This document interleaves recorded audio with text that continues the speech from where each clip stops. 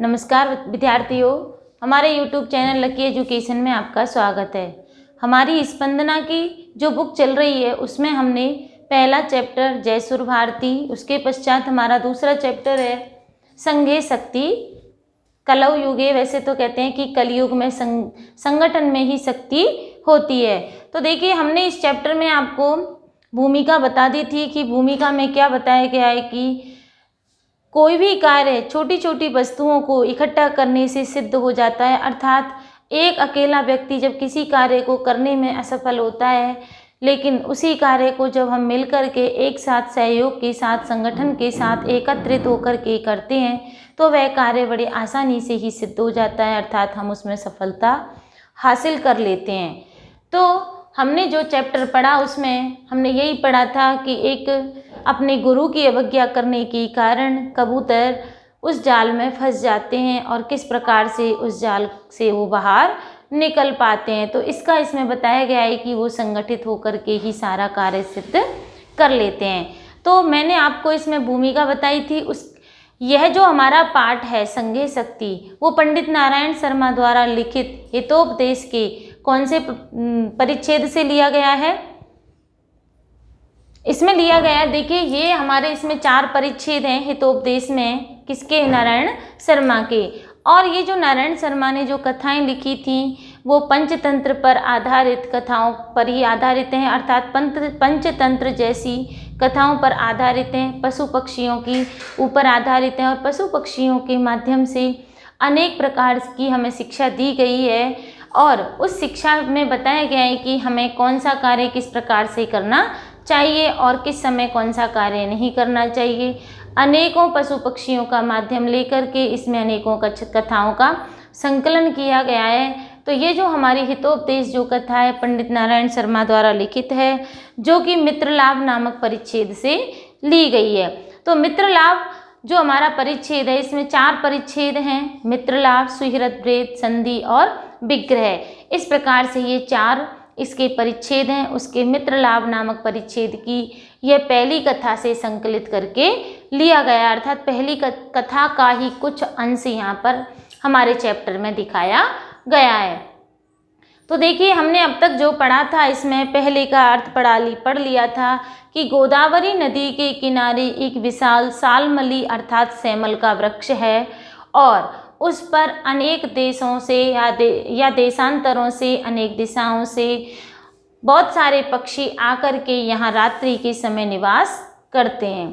तो एक समय की बात है कि जब भगवान भगवती कुमुदनी के नायक भगवान चंद्रमा कब रात्रि की समाप्ति पर भगवान चंद्रमा जब अस्ताचल की ओर लटके हुए थे, भगवान चूड़ामणि जब अस्ताचल की ओर लटके हुए थे तो उस समय एक कौआ जागा हुआ था और वह क्या देख रहा है कि एक दूसरे यमराज के समान एक शिकारी को आते हुए उसने देखा और उसे देख कर के उसके मन में बड़ी आशंका उत्पन्न हुई कि न जाने आज कौन सा अनिष्ट होने जा रहा है, अर्थात ऐसा कौन सा अशुभ कार्य होने वाला है जो सुबह सुबह से ही यानी कि प्रातः काल से ही ऐसे अनिष्ट दर्शन हो गए हैं। तो इस प्रकार से वो जो कौआ है ऐसा मन में सोचते हुए उस जो शिकारी था उसका पीछा करते करते उसके पीछे ही चल देता है। तो उसे देख कर के चलता हुआ जाता है और मन में सोचता रहता है। इसके पश्चात हम आगे अब पढ़ेंगे। अथ तेन व्याधेन तंडुलकणान विकीर्य जालम विस्तीर्णम। अथ माने इस प्रकार से, तेन माने उसके द्वारा। तेन कौन है यहाँ पर? उसके द्वारा किसके लिए आया? या व्याधेन आया। व्याधेन यानी कि शिकारी के लिए आया कि उस व्याध ने तेन व्याधेन, तो तेन व्याधेन उस शिकारी के द्वारा तंडुलकणान चावल के कणों को विकीर्य फैला करके जालम विस्तीर्णम जाल को बिछा दिया। वो क्या देखता है, जो जो जो कबूतर जागा हुआ था, कौन सा नाम क्या था उस कौए का? लघु पतनक नाम का एक कौआ था। वो जागा हुआ था और वह क्या देख रहा है कि वह जो शिकारी है वो जंगल में जाकर के चावल के दानों को नीचे फैला देता है और ऊपर से जाल बिछा देता है। तो अत तेन व्याधेन, इस प्रकार से उस शिकारी के द्वारा तंडुलकणान, चावल के दानों को विकीर्य माने फैला करके, जालम विस्तीर्णम, जाल को बिछा दिया गया। सच, और वह, प्रछन्नो, प्रछन्न माने छुप करके, भूत्वा माने होकर के, स्थितः वहीं पर बैठ जाता है और स्वयं अपने आप को छुपा करके वहीं बैठ जाता है।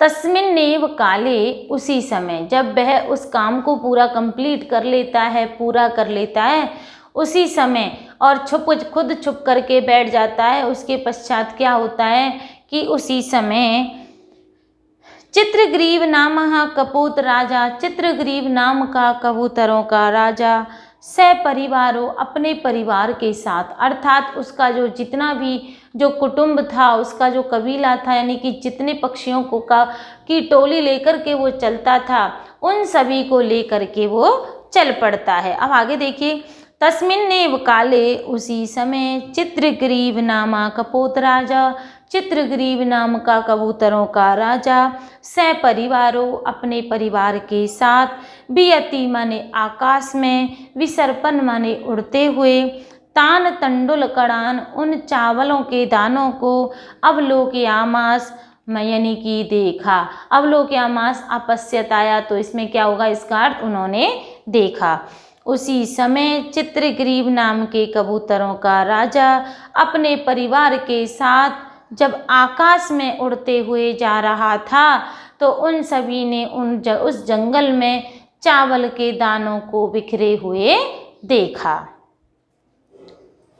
ततः कपोत राजा, इसके पश्चात कबूतरों का राजा, तंडुल कण लुब्धान, चावल के लोभी, कपोतान, कबूतरों से, प्रति मन के प्रति, आह माने बोला।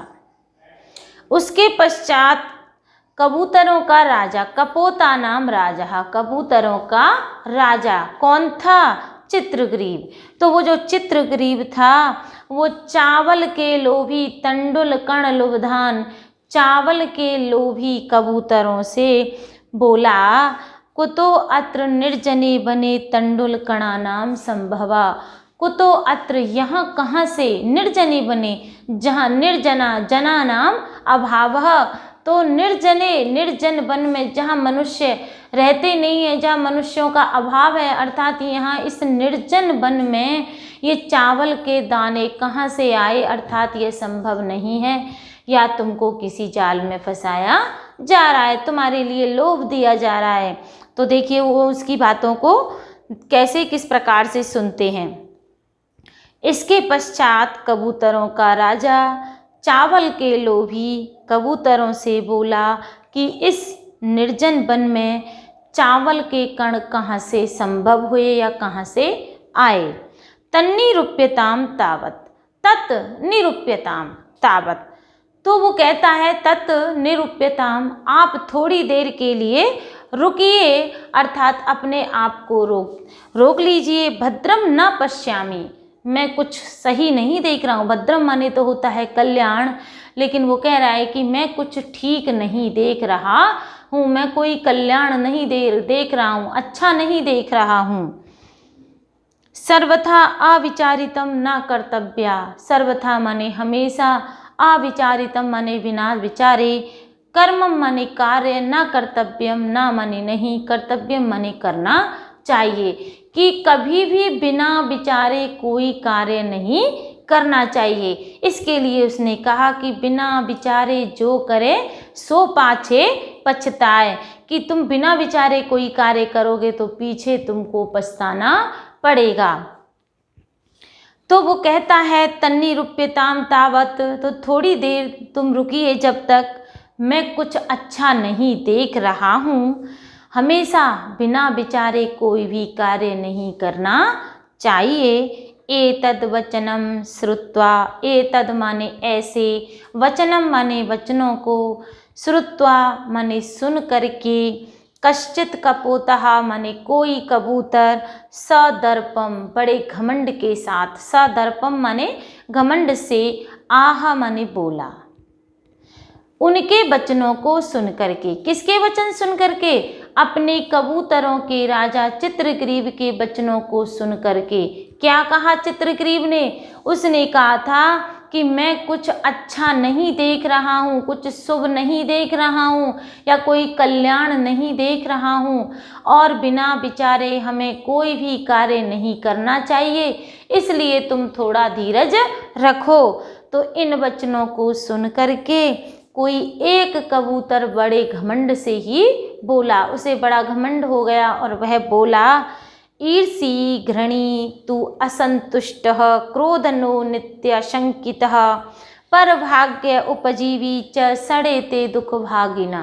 देखिए उसने कितनी बड़ी बात कह दी कि जो नित्य शंका करते हैं, दूसरों पर शंका की दृष्टि से देखते हैं, हमेशा दूसरों से ईर्ष्या करते हैं, घृणा करते हैं और कभी भी संतुष्ट नहीं रहते, अर्थात हमेशा दूसरे व्यक्ति से हमेशा दुखी ही रहते हैं, उसके किसी भी कार्य से कभी भी संतुष्ट नहीं होते, खुश नहीं होते, और दूसरे के भाग्य पर आश्रित उपभोगी, यानी कि दूसरे के भाग्य पर ही कैसे रहते हैं? आश्रित रहते हैं, दूसरे की कमाई पर ही आश्रित रहते हैं, दूसरे का ही खाना खाते हैं। ऐसा व्यक्ति, ये 6 गुणों वाला व्यक्ति कभी भी सुखी नहीं रह सकता है। तो देखिए एक एक शब्द का अर्थ देख लीजिए इसमें। ईर्षि माने ईर्ष्या करने वाला, घृणी माने घृणा करने वाला, तू असंतुष्टा और हमेशा असंतुष्ट रहने वाला, क्रोधना और क्रोध करने वाला, नित्य अशंकितः और नित्य हमेशा आशंकित रहने वाला, कि हमेशा शंका ही, उसे हर चीज में शंका नजर आए, हमेशा आशंकित रहने वाला, पर भाग्य उपजीवी दूसरे के भाग्य पर निर्भर रहने वाला, च और ये सड़ एते ये 6 दुख भागीना, ये 6 दुख के भागीदार होते हैं, अर्थात ये 6 गुणों वाला व्यक्ति हमेशा दुख ही भोगता है। तो देखिए अब इसका हम अन्वय के साथ अर्थ करेंगे कि उसने, किसने? एक जो कबूतर था वो बड़े घमंड से अपने कबूतरों के राजा चित्रग्रीव के लिए क्या जवाब देता है, ये सारी बातें अपने चित्रग्रीव के लिए बोलता है, अपने गुरु के लिए बोलता है कि जो हमेशा ईर्ष्या करता है, दूसरों से घृणा करता है, हमेशा असंतुष्ट रहता है, कभी खुश ना रहने वाला, हमेशा क्रोध करने वाला और नित्य आशंकित रहने वाला और दूसरों के भाग्य पर आश्रित रहने वाला, ये व्यक्ति, ये 6 प्रकार के व्यक्ति हमेशा दुख के भागी होते हैं। इस प्रकार से उस कबूतर ने कहा। तत्श्रुत्वा ऐसा सुन करके या उसकी बातों को सुन करके, कपोत राजस्य शंकाम च अनादृत्य। कपोत राजम, जो कबूतरों का राजा कौन? चित्रग्रीव था। शंकाम, उसे शंकालु समझ करके, अनादृत्य उसका अनादर करके, सर्वे कपोताः तत्रोपविष्टः। सर्वे माने सभी, कपोताः माने कबूतर, तत्र उपविष्टः वहाँ पर बैठ जाते हैं। कहाँ पर? जहाँ वो दाने फैले हुए थे चावलों के, और उस शिकारी ने क्या किया था? चावलों के दाने वहाँ फैला करके और क्या बिछा दिया था? ऊपर से जाल बिछा दिया था, तो वह जाल उन्हें दिखाई ना दिया और वो क्या होता है कि उसमें उस पर बैठ जाते हैं। तो ऐसा सुनकर के कबूतरों की राजा की शंका को, यानी कि वो कैसा समझा? शंकालु समझा। शंकाम च अनादृत्य, उस शंका का अनादर करके, सर्वे माने सभी, कपोतः माने कबूतर, तत्रोपविष्टा वहीं पर बैठ जाते हैं। अनंतरम इसके पश्चात, सर्वे जालेन बद्धः सभी जाल में बंध जाते हैं। बभूवु माने बंध जाते हैं या हो जाते हैं, और इस प्रकार से सभी उस जाल में बंध जाते हैं। ततो यस्य वचनात् तत्र अवलंबितास्तं सर्वे तिरस्कुर्वन्ति। ततो यस्य वचनात् तत्र, इसके पश्चात जिसके वचनों का यस्य माने जिसके, वचनात् वचनों से, तत्र माने वहाँ पर, अवलंबितांतम अवलंबित हो गए थे, अवलंबित यानी कि उसमें फंस गए थे, सर्वे तिरस्कुर्वन्ति उसका तिरस्कार करने लगे। किसका? उस कबूतर, एक अकेले कबूतर की बातों में आकर के वो सब उस जाल पर वहाँ बैठ जाते हैं दाने खाने के लिए, और क्या होता है, सभी उस जाल में बंध जाते हैं। तो उन जो कबूतर उस एक कबूतर के कहने से उसकी बातों में आकर के उस जाल में फंस जाते हैं, तो उस कबूतर का वो सब तिरस्कार करते हैं, उसे भली बुरी सुनाना शुरू कर देते हैं। तो देखिए, अनंतरम सर्वे जालेन बद्धा, इसके पश्चात सभी उस जाल में बंध जाते हैं। ततो यस्य वचनात् तत्र अवलंबिस्तानम सर्वे तिरस्कुर्वन्ति, ततो माने इसके पश्चात, जिसके वचनों से वो उस जाल में बंधे थे, अवलंब हुए थे, यानी कि उस जाल में जब बंध गए थे, सर्वे तिरस्कुर्वन्ति सभी उस कबूतर का तिरस्कार करने लगे। तस्य तिरस्कारम श्रुत्वा, तस्य माने उसका, किसका तिरस्कार हो रहा था? जिस कबूतर ने चित्रग्रीव को ईर्षी, घृणी, असंतुष्ट, क्रोधी ये सारी बातें कही थीं, उस कबूतर के लिए वही चित्रग्रीव के अंदर देखिए कितना बड़ा दिल होता है बड़े लोगों का। तो देखिए वह उसके तिरस्कार को सुन करके, तस्य तिरस्कारम श्रुत्वा चित्रग्रीव उवाच, चित्रग्रीव बोला, ना अयम अस्य दोषः, इसका कोई दोष नहीं है, इसमें इसका कोई दोष नहीं है। विपत्त काले विस्मय एव का पुरुष लक्षणम, कि जब विपत्ति का समय आता है तो व्यक्ति की बुद्धि है जो भ्रष्ट हो जाती है, अर्थात विपत्ति के समय व्यक्ति सारे काम उल्टे उल्टे करता जाता है। तो विपत्त काले, संकट काले, व्यक्ति की विपरीत काले विभ्रम, बुद्धि विभ्रम हो जाती है। बुद्धि कैसी हो जाती है? हमारी भ्रमित हो जाती है। ये श्रीमद् भागवत गीता में भी कहा गया है कि विनाश काले विपरीत बुद्धि, कि विनाश के समय, जब व्यक्ति का विनाश काल जब पास आ जाता है तो उसकी बुद्धि कैसी हो जाती है? उल्टी हो जाती है, यानी कि वह सारे काम उल्टे ही उल्टे करने लगता है। तो वही सेम चीज़ यही कही है कि विपत्ति काले विस्मय एवह, विपत्ति के समय आश्चर्य यानी कि उल्टा हो जाना ही का पुरुष लक्षणम, कायर पुरुष का लक्षण होता है। जो कायर पुरुष होते हैं, और उन कायर पुरुषों की जब विपत्ति आती है, उन पर जब संकट आता है, तो उनकी जो बुद्धि है वो भ्रमित हो ही जाती है। तद अत्र, तो यहाँ तद और अत्र, अत्र माने यहाँ, तत् माने तो यहाँ धैर्यम माने धैर्य को, अवलंब्य माने सहारा लेकर के, अर्थात तुम धैर्य धारण करके प्रतिकारस चिंत्यताम, प्रतिकारम माने बदला लेने के बारे में, चिंत्यताम माने सोचिए। देखिए अब यहाँ तुम्हें क्या करना है कि अब यहाँ थोड़ा धैर्य रखो, पेशेंस रखो। यहाँ धैर्य के का से काम लेने की बात है कि अब आपको यहाँ धैर्य का सहारा लेकर के और इससे प्रतिकारम, इससे बदला लेने के बारे में सोचो, अर्थात इससे निपटने के बारे में, इस जाल से दूर होने के बारे में सोचो। तो देखिए अब दोबारा से हम एक बार श्लोक इसका ही दोबारा से अर्थ करवा देते हैं। ईर्ष्या करने वाला, घृणा करने वाला, असंतुष्ट रहने वाला, क्रोधी, क्रोध करने वाला, नित्य आशंकित रहने वाला, दूसरों के भाग्य पर आश्रित रहने वाला, ये इस प्रकार के 6 गुणों वाले व्यक्ति हमेशा दुख ही भोगते हैं, ऐसा उस कबूतर ने कहा।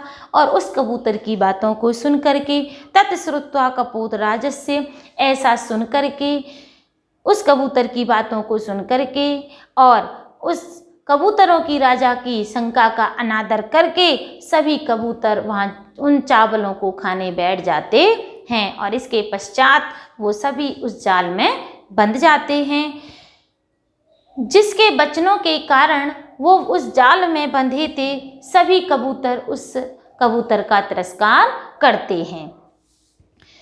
फिर भी उस कबूतर का तिरस्कार सुन करके चित्रग्रीव बोला, यह इसका दोष नहीं है, क्योंकि जो कायर पुरुष होते हैं, जो कायर पुरुष का जो लक्षण है वह यही है कि विपत्ति के समय वह विस्मय हो जाता है, आश्चर्य में पड़ जाता है और उसे कुछ नहीं पता होता है कि क्या सही है और क्या गलत है। विनाश काले विपरीत बुद्धि। तो यहाँ पर हमें धैर्य से काम करना चाहिए और इससे जाल से मुक्त होने के बारे में सोचना चाहिए। आगे, इदानीम अपि एवं क्रियताम। इदानीम माने इस समय, अपि माने भी, एवं माने इस प्रकार से, क्रियताम माने करना चाहिए। तो इस समय इस प्रकार करना चाहिए कि उसने, जो कपोतराज चित्रग्रीव था, उसने उनके लिए कहा कि इस समय हमें ऐसा करना चाहिए। तो देखिए क्या सलाह देता है चित्रग्रीव। सर्वै एक चित्ती भूय जालम आदाय उड्डीयताम। उसने एक ही उनको शिक्षा दी कि सर्वे एक चित्ती भूय, सभी एक मत हो करके, जालम आदाय उड्डीयताम, जाल को लेकर के उड़ जाओ। कि जब तुम एक साथ एक, कहते हैं कि अब हम कोई भी कार्य करते हैं, जैसे कोई रस्सी भी खींचते हैं या कोई भी बड़े से बड़ा कठिन काम करते हैं और हम सब लोग मिलके करते हैं, तो कहते हैं जब मैं 3 बोलूं तब एक साथ दम लगाना। तो वो ये वाली बात ये कह रहा है कि हम 1, 2 और 3, यानी कि जब एक साथ एक समय पर एक ही मन वाले हो जाओगे तो तुम उस जाल को लेकर के उड़ जाओगे। तो कह रहा है कि सर्वे एक चित्ती भूय जालम आदाय उड्डीयताम, तुम सब एक साथ एक मत वाले, एक मन वाले हो करके इस जाल को लेकर के उड़ जाना। इति विचिन्त्य सर्वे पक्षिणः जालम आदाय उत्पातिता। इति विचिन्त्य, ऐसा सोच करके उन्होंने अपने राजा की बात को मान लिया, सिरोधार्य कर लिया।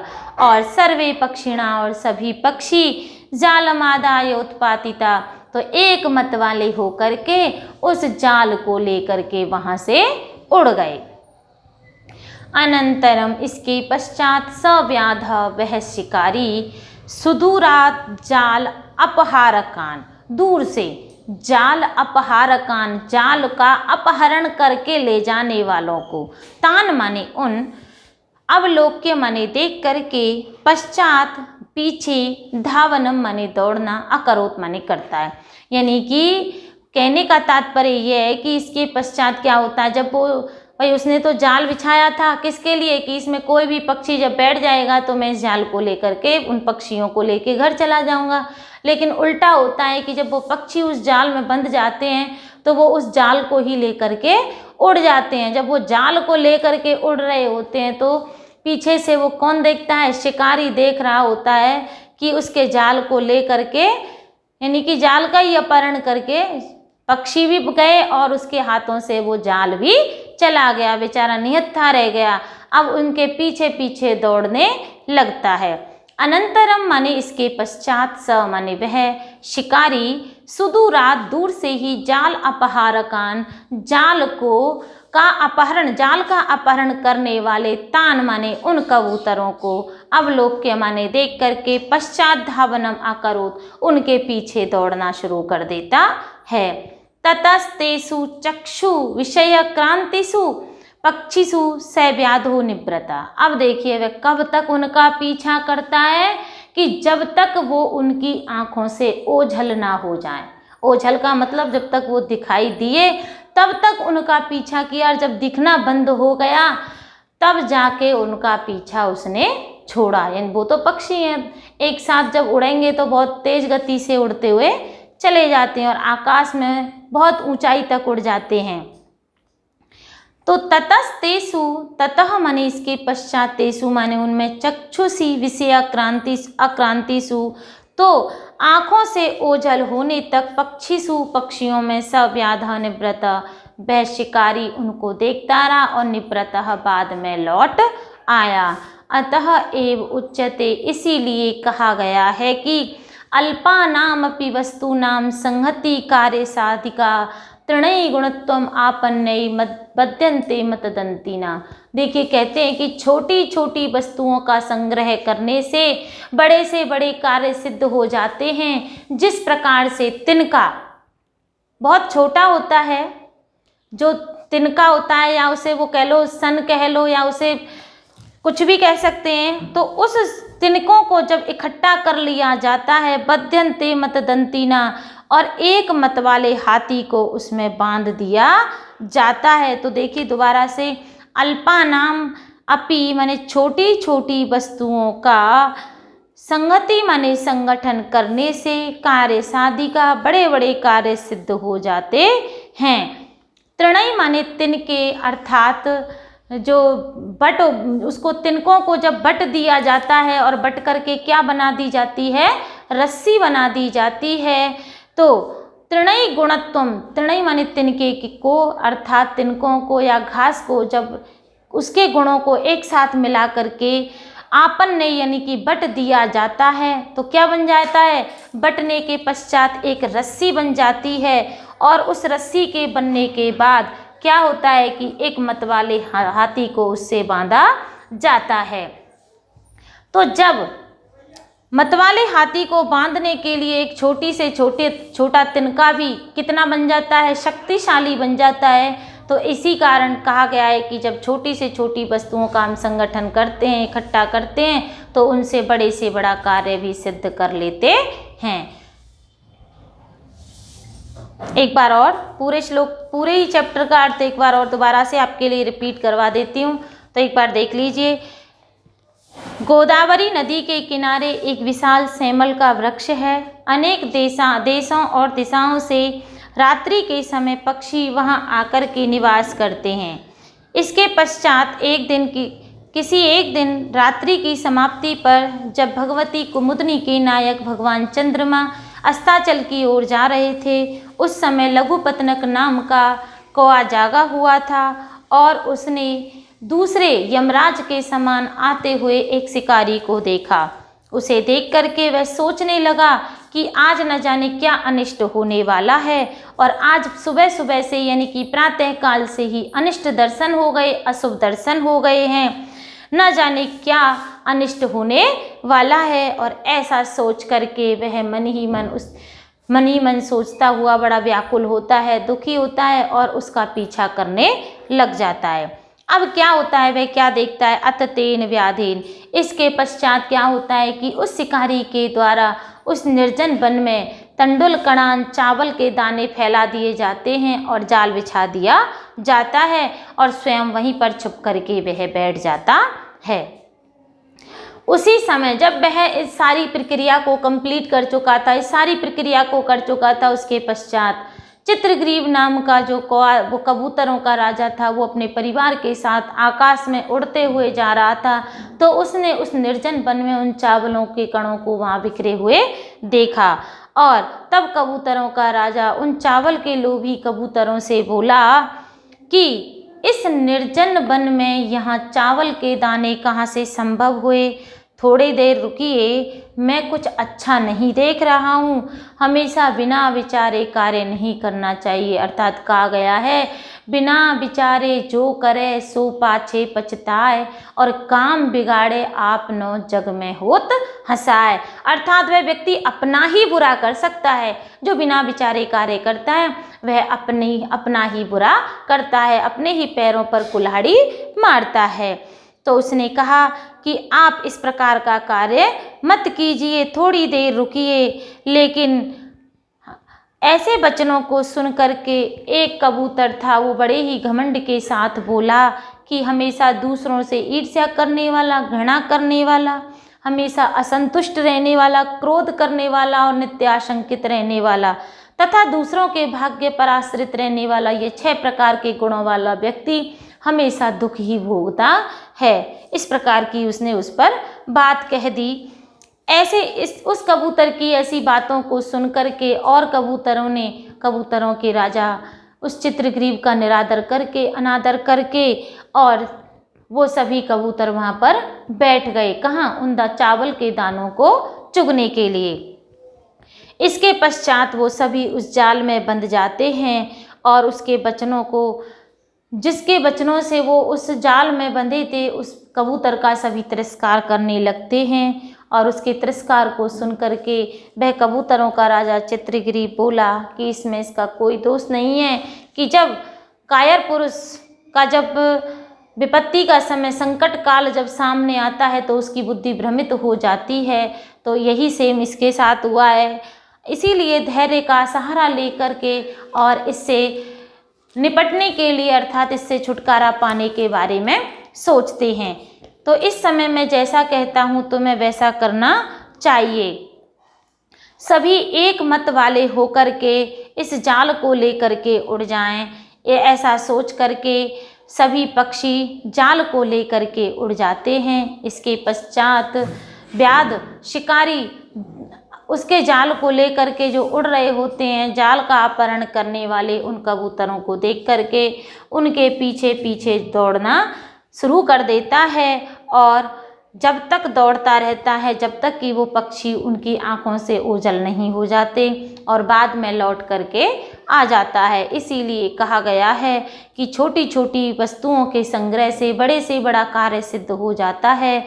जिस प्रकार से तिनके से अर्थात जूट के बटने पर उसके गुणों को इकट्ठा करने पर जूट के बटने पर बड़ी रस्सी, मजबूत रस्सी बनाई जाती है और उस रस्सी से कितना विशालकाय जो हाथी होता है उस हाथी को बांधा जाता है। अर्थात एक तिनका जो होता है अर्थात जूट जो होते हैं वो भी पतले पतले से ही तिनके होते हैं, छोटी छोटी सी चीज़ें होती हैं और उनको जब हमने इकट्ठा करके और मजबूती प्रदान कर दी तो वो मजबूत हो गए और उन्होंने बड़े से बड़ा कार्य नहीं की। जो हमारा सबसे बड़ा जीव है वो है हाथी, उसको भी बांधा जा सकता है।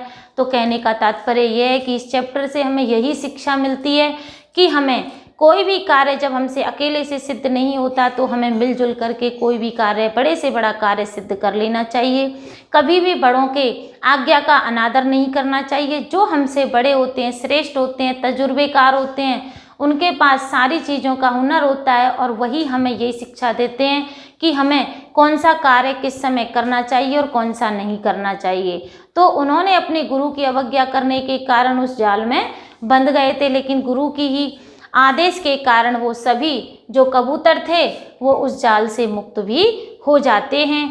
किस कारण? एकता के कारण। तो संगे शक्ति कलौ युगे, कलयुग में संगठन में ही शक्ति है। ये इस चैप्टर की हमारे लिए, इस चैप्टर का हमारे लिए एक मॉरल है। तो देखिए अब मैंने आपके लिए यहाँ पर जो कराए हैं ये हैं इसके व्याकरणिक बिंदु कि सालमली जो तरु जो आया तो शालमलेह तरु, सालमली का पेड़ या सेमल का पेड़ है। अब सन्नायाम है तो देखिए अब उपसर्ग है, सद धातु है, कित प्रत्यय और यहाँ टाप प्रत्यय और यहाँ सप्तमी विभक्ति लगेगी। प्रबुद्ध में प्र प्लस बुध प्लस कित है। आयांतम में देखिए आंग आ सत्री यानी कि आंग उपसर्ग है और या धातु है और सत्री प्रत्यय लगा हुआ है और आयांतम जब रूप बना तो द्वितीया का एक वचन बनेगा। अनिष्ट दर्शनम, इसमें कर्मधारय समास है। अनिष्टम च तत् दर्शनम अर्थात कोई अनिष्ट होने वाला है। विकीर्य वी प्लस क्री प्लस ल्यप, यहाँ वी उपसर्ग है, क्री धातु है और ल्यप प्रत्यय। सारी चीज़ें आपके लिए एक एक चीज़ बताई जाएगी, प्रत्यय भी कराए जाएंगे, उपसर्ग भी कराए जाएंगे, लेकिन जो चैप्टर में जो चीज़ आई हैं ये सारी चीज़ें आप नोट डाउन कर लिया करें। प्रछन्नो प्र प्लस छद प्लस कित है। विस्तीर्णम है वी प्लस स्त्री प्लस कित है और तस्मिन नेम में है तस्मिन प्लस एव। भू भूत्वा में है भू प्लस कत्वा। कपोत राज में देखिए कपोता नाम राजा। लुब्धान में लुभ प्लस कत और कर्तव्यम में है क्री प्लस तब्यत। अनादृत्य में है अन प्लस आंग प्लस द्रि प्लस ल्यप। कपोतः तत्रोपविष्टः, तो देखिए इसको हम जब तोड़ करके लिखेंगे कपोतः प्लस तत्र प्लस उपविष्टः। उपविष्टः को भी हम अलग अलग कर सकते हैं। तो देखिए उप प्लस विस प्लस कित। श्रुत्वा में श्रु प्लस कत्वा। विपत काले विपतः काले, षष्ठी विभक्ति बहुवचन, षष्ठी विभक्ति तत्पुरुष। विचिन्त्य वी प्लस चिंत प्लस ल्यप है। अल्पा नाम वस्तु नाम, अल्प तो इसका जब हम समस्त पद बनाएंगे तो अल्प वस्तु नाम षष्ठी तत्पुरुष बनेगा। और आपन्नई में देखिए आंग उपसर्ग है, पत धातु है और कित प्रत्यय। तो आज तक के लिए इतना ही, धन्यवाद।